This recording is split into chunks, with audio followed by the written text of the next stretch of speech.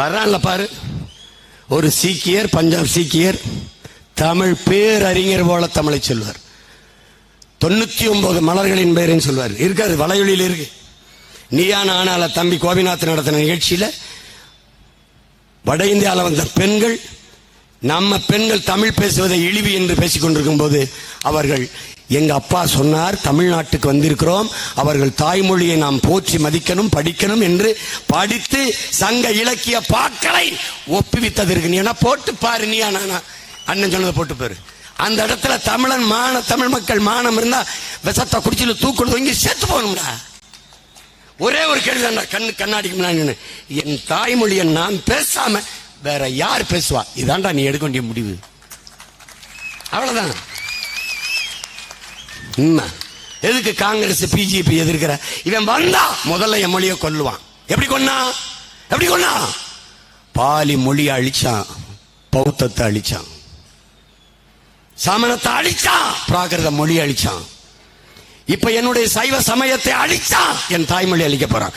சைவமும் தமிழும் தலைத்து ஓங்குக, எல்லா சைவ மடத்து வாசலையும் எழுதியிருக்கும். போய் படிச்சுட்டு வா. சைவத்தையும் தமிழையும் பிரிக்க முடியாது. சரா விடுறா. திருமால் யாரா?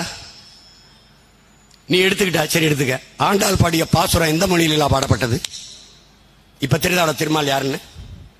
மால் என்றால் கருப்பு. நான் வணங்குகிற என் தெய்வத்தை மரியாதையை அழைக்கணும்னு திருமால் பெருமாள்னு அழைச்சேன். கருப்பு கண்ணன் கருமை நிற கண்ணன்னா கருப்பு. இப்ப அவன் யாரு? ஆண்டாளி பாடிய பாசுரங்கள் எந்த மொழியில் இருக்கு? இப்ப இது யாரு? யாரு? 63 நாயன்மார்ல யாரா ஒருத்தன் பிறமொழிக்காரன்? ஏய் சொல்லு, எந்திரிச்சு டக்குன்னு சொல்லு. யாரு? 63 பேரு என் பேரு. பன்னீர் திருமறை பாடியவன் யாரு? தேவாரம் திருவாசகம் பாடியது யாரு? திருப்புகழ் பாடியவன் யாரு? திருமுருகாற்று படவன் பாடியவன் யாரு? இப்ப முருகன் சிவன் யாரு? அப்புறம்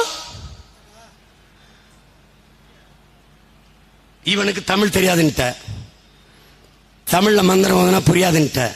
நக்கீரா, உன் தமிழோடு சற்று விளையாடவே யாம் வந்தோம். சிவன், அவையே உன் தமிழள்ளி பருகவே நான் வந்தேன். முருக பெரும்பாட்டன். இவனுக்கெல்லாம் தமிழ் தெரியாதுன்ட்டா நீ நம்பிட்ட. இப்ப என்ன சொல்லணும்? அவன் என் தமிழ் இறைவன், அவனுக்கு தமிழ்ல தான் மந்திரம் சொல்லணும். தேவாரம் திருவாசகம் பாடணும். எப்படி பாடணும்? ஈசன் அடி போற்றி, எந்தை அடி போற்றி, தேசன் அடி போற்றி, சிவன் சேவடி போற்றி பாடணும். நமச்சிவாய வாழ்க, நாதன் தாழ் வாழ்க, இமைப்பொழுதும் நீங்காதான் தாழ் வாழ்க பாடணும். ஆகமமாய் நின்று அன்னிப்பான் தாழ் வாழ்க, ஏகல் அணைகன் இறைவன் அடி வாழ்க வாழ்க பாடணும். திருவாசகத்துக்கு உருவாகாதார், ஒரு வாசகத்திற்கும் உருகார். மனிதனே உருவான ஏன் இந்த நாடு நாசமா போச்சுன்னு வச்சுக்க. சிவனுக்கு முருகனுக்கு முன்னாடி நீ சொல்ற மந்திரம் ஒன்னும் புரியல. என்னதாண்டா சொல்றாங்க? சசிவர்ணம் சசிவர்ணம் சசிவர்ணம் இருந்தான். சசி அரசியலுக்கு வந்தோன்னா வர வேணாம்ன்றான். நீ தாடா ரொம்ப நாளா வரணும்னா அப்புறம் வந்தா வேணாம்ங்கிற. சரி, இவங்க கொடுமையே ஐயப்பா. அப்ப என்ன பண்ணும்? பாட்டம். எம் இறைக்கு முன்பு எம்மொழியில் வழிபாடு இல்லை. வருந்தினோம்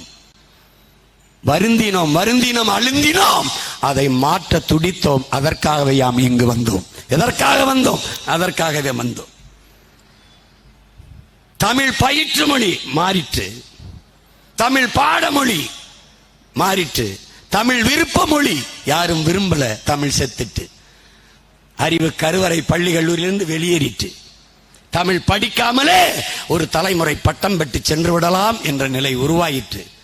வந்தோம், என்னரும் தமிழ் மொழி மீட்க காக்க எழுந்தோம். அவள் பிள்ளைகள், தாயே தமிழே, தாய் பிள்ளை தாயே தமிழே வணக்கம், தாய் பிள்ளை உறவம்மா உனக்கும் எனக்கும், என் தாயை மரண படுக்கிலிருந்து மீட்க வந்தோம். அதற்காகவே யாம் வந்தோம். பெண்ணாயிடுச்சே, தமிழ் பாடமொழி அல்ல, தமிழ் பயிற்று மொழி. எந்நாட்டு அறிவியலை, எந்நாட்டு புவியியலை, எந்நாட்டு வரலாறை, எந்நாட்டு வேளாண்மையை நான் எதற்காக ஆங்கிலத்தில் கற்கணும்? அடுத்தவன் மொழி ஆங்கிலம் எனக்கு எப்படி அறிவாகும்? அடுத்த வீட்டுக்காரன் எனக்கு எப்படி அப்பனா இருப்பான்? நாங்கள் எடுத்துக்கொண்ட வகுத்துக்கொண்ட கோட்பாடு, தகப்பன் என்பவன் என்னை பெற்றவனாக இருக்கணும், தலைவன் என்பவன் என் ரத்தவனாக இருக்கணும்.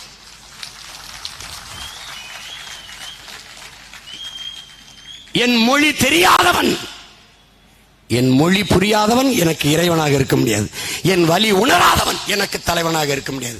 என்னின வரலாறு தெரியாதவன் எனக்கு வழிகாட்ட முடியாது, வழி நடத்த முடியாது. இதுதான் கோட்பாடு. இப்ப பெரியார் எப்படி பாக்குறீங்க? வழிகாட்டியாக பார்க்கிறோம். அண்ணல் அம்பேத்கர் எப்படி பாக்குறீங்க?